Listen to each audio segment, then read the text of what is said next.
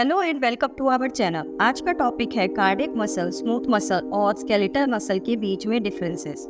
ये इम्पोर्टेंट है ये समझना कि कैसे ये तीन types of muscle tissues different होते हैं स्ट्रक्चर और फंक्शन में, और ये बॉडी में कहाँ लोकेटेड होते हैं।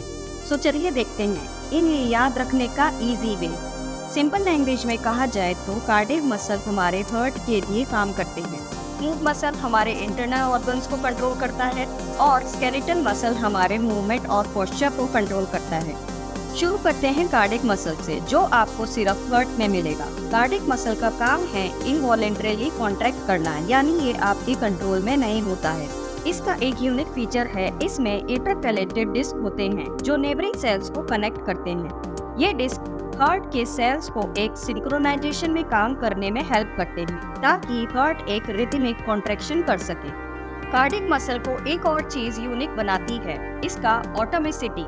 ये मसल अपनी पेसमेकर सेल्स की वजह से अपने आप फायर कर सकते हैं बिना नर्वस सिस्टम के सिग्नल्स के। ये याद रखना है कि कार्डियक मसल फटीग नहीं होते अनलाइक स्केलेटल मसल, क्योंकि अगर ये थक जाएं तो हार्ट काम करना बंद कर देगा। अब बात करते हैं स्मूथ मसल की। स्मूथ मसल्स हमारे इनवॉलेंटरी ऑर्गन्स में पाए जाते हैं, जैसे कि blood vessels, digestive system, respiratory system. ये मसल काफी अलग होते हैं स्केलेटल और कार्डियक मसल से, क्योंकि इनमें स्ट्रेटेशंस यानी बैंड्स नहीं होते। इनका कॉन्ट्रैक्शन स्लो और स्टेडी होता है। स्मूथ मसल्स का काम काफी डिफरेंट होता है, ब्लड प्रेशर कंट्रोल से लेकर डाइजेशन तक सब कुछ। ये मसल्स भी इनवॉलेंटरी होते हैं और आपके ब्रेन के कॉन्शियस कंट्रोल के बिना काम करते हैं। Smooth muscles autonomic nervous system से कंट्रोल होते हैं, जो सिंपैथेटिक और पैरासिम्पैथेटिक रिस्पॉन्सेस को रेगुलेट करते हैं। स्मूथ मसल्स को याद रखने का इजी वे है कि अपने बॉडी को हाउसकीपिंग मसल जैसा सोचिए, जो बॉडी के इंटरनल सिस्टम को कंट्रोल करते हैं बिना हमारे डायरेक्ट अवेयरनेस के। फाइनली हमारे पास है स्केलेटल मसल्स। ये वही मसल्स हैं जो हमारे वॉलेंटरी मूवमेंट्स को कंट्रोल करते हैं, मतलब आप कॉन्शियसली इन्हें कंट्रोल कर सकते हैं। और जब भी कोई वेट लिफ्ट करते हैं, वॉक करते हैं या फिर यहाँ तक कि स्माइल करते हैं, इसमें आपके स्केलेटल मसल्स वर्क कर रहे होते हैं।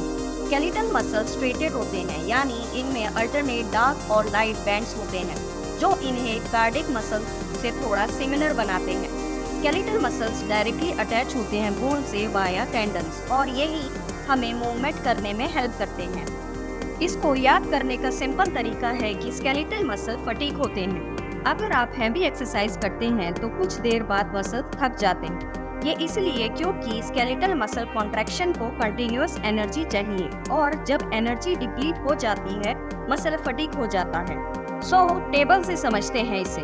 कार्डियक मसल हार्ट में प्रेजेंट होते हैं, इनवॉलेंटरी होते हैं, रिदमिसिटी होती है, इंटरकैलेटेड डिस्क होती हैं। इनका शेप ब्रांच्ड होता है, नंबर ऑफ न्यूक्लियस इनमें एक से ज्यादा होता है, मायोफिब्रिल, सार्कोमेयर और ट्रोपोनिन प्रेजेंट होते हैं, नर्व सप्लाई ऑटोनॉमिक नर्व्स होती हैं।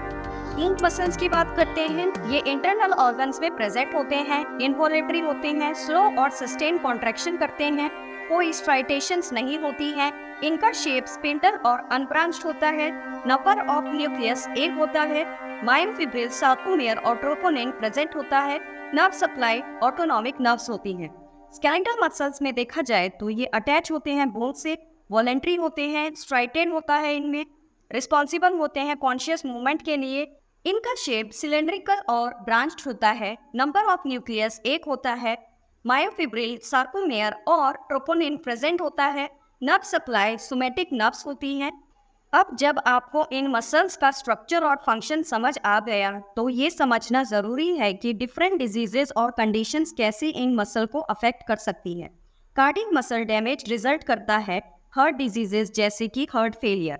स्मूथ मसल डिसफंक्शन कॉज कर सकता है इश्यूज जैसे कि अस्थमा या हाइपरटेंशन।